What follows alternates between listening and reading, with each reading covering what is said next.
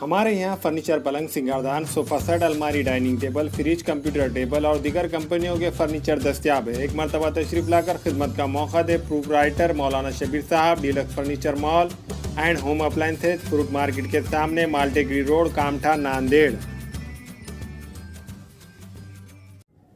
अस्सलाम वालेकुम नाज़रीन, नांदेड़ उर्दू न्यूज़ में आपका इस्तकबाल है। चलिए नजर डालते हैं आज की अहम खबरों की तरफ।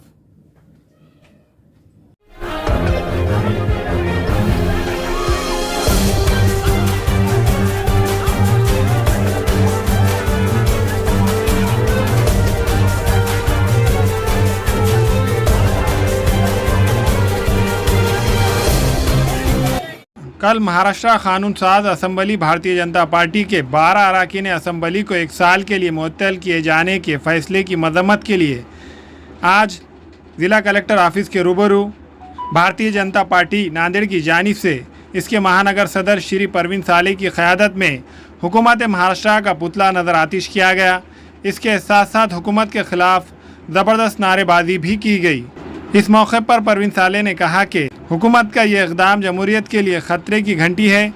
इस मौके पर बीजेपी महानगर के अहदेदारान और बीजेपी कारकुनान की एक बड़ी तादाद मौजूद थी। बाद में एक वफद ने ज़िला कलेक्टर नांदेड़ को एक याददाश्त पेश की।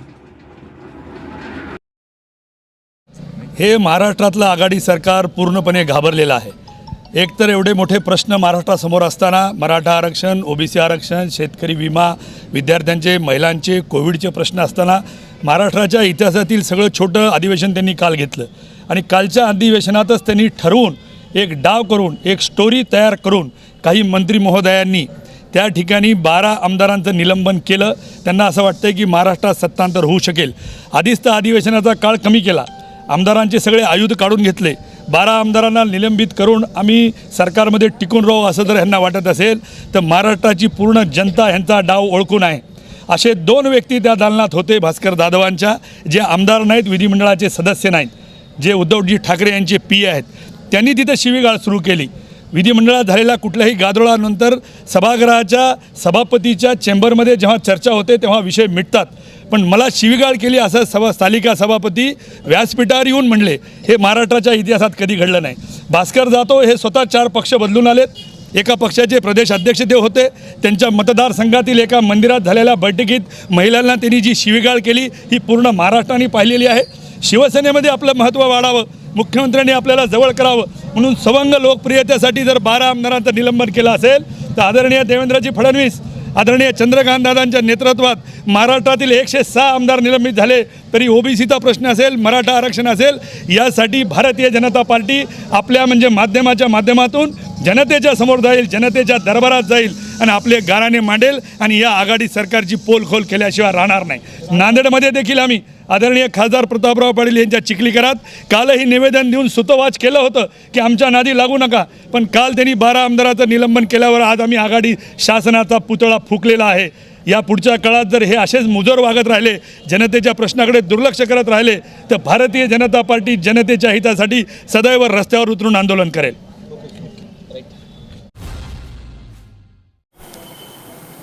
अन्न आणि औषध प्रशासन कार्यालयास गोपनीय सूचना मिळाली की जुरामोंडा येथील फ्रेंड जर्दा स्टोअर यांच्या गोदामामध्ये अवैध प्रतिबंधित मालाची विक्री चालू आहे। त्यास अनुसरून मी माझे अन्न सुरक्षा अधिकारी श्री सतीश हाके, श्री उमेश कावळे, श्री कनकावाड आणि श्री जिंतूरकर यांचे समवेत आणि पंचासमवेत सदरच्या पेढीच्या गोदामास भेट दिली असता जुनामोंडा येथील दुकानामध्ये त्यांच्या गोदामामध्ये सदर प्रतिबंधित अन्नपदार्थाचा साठा आढळून आला, जो त्याचा मालक अब्दुल रेहान सौदागर, अब्दुल सलीम सौदागर हा त्या ठिकाणी विक्री करीत होता। आम्ही ते सदरच्या मालाची पडताळणी आणि पाहणी केली असता एकूण 16 विविध ब्रँडचा ₹3,13,275 रुपयाचा एकूण साठा आम्हाला त्या ठिकाणी आढळून आला। सदरचा साठा आम्ही प्रयोगशाळेकडे चाचणीकरिता प्रातिनिधिक नमुने काढून उर्वरित साठा आम्ही जप्त केला आणि सदरच्या कार्यवाहीच्या अनुषंगाने वजीराबाद पोलीस स्टेशन येथे माझे सहकारी श्री सतीश हाके अन्न सुरक्षा अधिकारी यांनी वजीराबाद पोलीस स्टेशन नांदेड येथे फिर्याद नोंदवलेली आहे।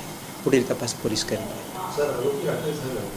आरोपीला घटनास्थळातच आपण अटक करून पोलीस स्टेशनला घेऊन गेलो। आरोपीला अटक झालेली आहे। नांदेड़ के सरकारी हॉस्पिटल के सिविल सर्जन ने कोरोना का अपडेट जारी किया है, जिसमें बताया गया है कि 2246 सैंपल्स की जांच की गई, जिसमें 9 पॉजिटिव मरीज पाए गए हैं। इनमें 2 पॉजिटिव शहर नांदेड़ से ताल्लुक़ रखते हैं, जबकि 20 मरीज सेहतयाब होकर मकानात को लौट चुके हैं। अभी तक नांदेड़ में कोरोना से सेहतयाब होने वालों की तादाद 88,717 है। कोरोना अपडेट में बताया गया है कि ज़िले नांदेड़ के सरकारी और खानगी अस्पतालों में अभी 66 कोरोना पॉजिटिव एक्टिव मरीज जेर इलाज है। इनमें एक की हालत नाजुक बतलाई जा रही है।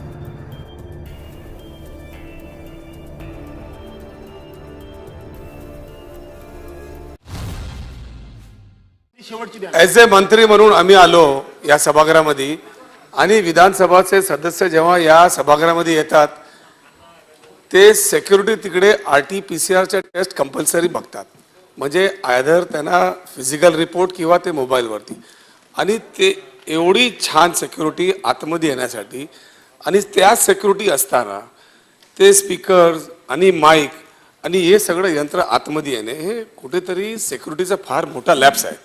याला आपल्याला नाकारता येणार नाही, कारण अशीच एक घटना आधी झालेली. एका आमदारांनी फक्त दाखवण्याकरता पिस्तल घेऊन या विधान भवनात आले होते.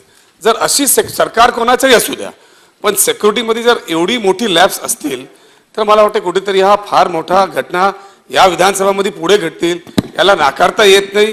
दुसरं, आता जे काल घटना झाली 12 लोकांना जे निलंबित केलेलं आहे, जर वरचे विरोधी पक्ष नेते खुलेआम सांगतील की आम्ही 1000 पेक्षा जास्त या राज्यामध्ये आंदोलन करणार, एका ठिकाणी सरकार म्हणून आपण लोकांना धंदा करू देत नाही, बिझनेस करू देत नाही, त्यांच्यावरती गदा आणलेला आहे की बाबा कोरोनामध्ये त्यांना लेवल दिलेले आहेत, या लेवलमध्ये स्ट्रिक्ट आणलेलं आहे, आणि हे लोकच असं येऊन जर भावर कोरोना पसरवण्याची कामं करत असतील तर मला वाटते योग्य ठरणार नाही. जिथे कुठे जर असे आंदोलन हे फालतूचे करत असतील, सरकार म्हणून आपण त्यांच्यावरती कडक कारवाई केली पाहिजे. सर, आपने मुझे मौका दिया, मैं आपका बहुत ज़्यादा शुक्रगुजार हूँ. सर, मेरी इतनी विनती थी सर, हमारे एरिया मानखुश शिवाजी नगर, वहाँ एक बड़ा ब्रिज बन रहा है. अध्यक्ष महोदय, हम लोगों ने नियम के अनुसार कारपोरेशन में एक मांग किया था कि हज़रत ख्वाजा गरीब नवाज रहमतुल्लाह अलैह जो ताजदार हिंद हैं, पूरे भारतवर्ष नहीं पूरी दुनिया के लोग उनको मानते हैं, सब हिंदू मुस्लिम मानते हैं. अध्यक्ष महोदय, मैं छत्रपति शिवाजी महाराज का बहुत सम्मान करता हूं, उनसे बड़ा कोई हमारे लिए हो ही नहीं सकता महाराष्ट्र भारतवर्ष में. मेरी ये विनम्र निवेदन है, मेरी नहीं बल्कि मेरे इलाके के तमाम उलमाए कराम, तमाम लोग मेरे पास कई महीनों से रोज आ रहे हैं, और वो लोग कांग्रेस के पास, शिवसेना के पास, और NCP के पास, सबके पास जाके उन्होंने रिक्वेस्ट किया है कि उस ब्रिज का नाम ख्वाजा गरीब नवाज रहमतुल्लाह अलैह के नाम से रख दिया जाए, और आगे जो न्यू बॉम्बे आता है सर, उसका नाम शिवाजी महाराज के नाम से रख दिया जाए, और रायगढ़ का नाम संभाजी महाराज के नाम से रख दिया जाए. ये मेरा प्रपोजल है. मुझे उम्मीद है कि हमने कानून के मुताबिक सर ये मांग किया कारपोरेशन में, और बहुत पहले से किया है. मेरा विनम्र निवेदन है कि इसको मान्यता दे दी जाए. मैं बहुत आभार प्रकट करूंगा सर. शासनानं त्याची नोंद घ्यावी. मी आपल्या परवानगीनं आज सभागृहाचा शेवटचा दिवस आहे.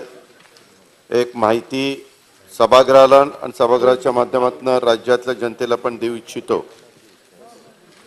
माननीय मुख्यमंत्र्यांनी रविवारी मंत्रिमंडळाची बैठक होती आणि त्याच्यामध्ये MPSCच्या संदर्भामध्ये काही चर्चा त्या ठिकाणी झाली. ती चर्चा होत असताना मुख्यमंत्र्यांनी आदेश दिले की 5 तारखेला संध्याकाळी ह्या संदर्भातली मी चीफ सेक्रेटरी आणि संबंधित अधिकारी यांची बैठक घेऊन राज्यामध्ये साधारण किती रिक्त पद आहेत आणि त्याबद्दल राज्य सरकारने भरती ताबडतोब करावी. तर 5/7/2021 रोजी महाराष्ट्र लोकसेवा आयोगाकडील प्रलंबित परीक्षांचे निकाल जलद गतीने लावण्यासाठी करावयाच्या उपाययोजनांच्या संदर्भामध्ये जो काही निर्णय झाला त्याच्यामध्ये सरकारने हा निर्णय घेतला की प्रलंबित परीक्षांचे निकाल जलद गतीने पूर्ण करण्यासाठी उपाययोजनांबाबतचे ठोस निर्णय घेण्यात आले. त्यावेळी ज्या विभागांची रिक्त पदे भरणे आवश्यक आहे अशा विभागांची पदे भरण्यास मान्यता देण्याबाबतच्या सूचना प्राप्त झाल्या. त्या अनुषंगाने अपर मुख्य सचिव वित्त यांनी ज्या विभागांनी त्यांची पदे भरणे आवश्यक असल्याने पदभरतीस मान्यता देण्याचे प्रस्ताव वित्त विभागात सादर केले, अशा प्रस्तावांना वित्त विभागाने मान्यता दिली असून त्यानुसार सन 2018 पासून महाराष्ट्र लोकसेवा आयोगामार्फत भरण्यात येणाऱ्या विविध संवर्गातील खालील रिक्त पदांच्या भरतीस मान्यता देण्यात आलेली आहे. गट अ 4417 पद, गट ब 8031 पद, गट क 3063 पद अशी 15515 इतकी पदे महाराष्ट्र लोकसेवा आयोगामार्फत भरण्यास वित्त विभागाने दिलेल्या मान्यतेनुसार सदर पदांचे आरक्षण तपासून ती पद भरण्याच्या दृष्टीने आवश्यक ती कार्यवाही करण्यात येईल, हे मला सभागृहाच्या लक्षामध्ये आणून द्यायचं होतं. ठीक आहे. अध्यक्ष महोदय, त्याचबरोबर एक सभागृहाला ही पण माहिती सरकारच्या तर्फे द्यायची की जिल्हा परिषदेच्या निवडणुकीच्या याचिकेबाबत आज जरा एका अतिशय महत्वाचा आणि सेन्सिटिव्ह आज विषय आहे. सुप्रीम कोर्टात सुनावणीच्या वेळेस सुप्रीम कोर्टाने कोविडच्या पार्श्वभूमीवर जिल्हा परिषद निवडणुका पुढे ढकलण्यात याव्यात किंवा कसे याबाबतचा निर्णय माननीय राज्य निवडणूक आयोगाने घ्यावा असे निर्देश दिलेले आहेत. त्या संदर्भामध्ये मुख्यमंत्री महोदयांनी मुख्य सचिवांना सूचना देऊन राज्य निवडणूक आयोगाला पत्र देण्याच्या बद्दलचं सांगितलेलं आहे आणि पुढील कारवाई करण्यास सांगितलेलं आहे, हे पण मला सभागृहाच्या लक्षात आणून द्यायचं. अस्सलाम वालेकुम, मैं इमरान खान. हमें उम्मीद है कि आपको हमारा चैनल अच्छा लगता होगा. लेटेस्ट न्यूज़ के लिए देखते रहिए नांदेड़ उर्दू न्यूज़, और न्यूज़ के पसंद आने पर लाइक, शेयर और सब्सक्राइब करना ना भूलें.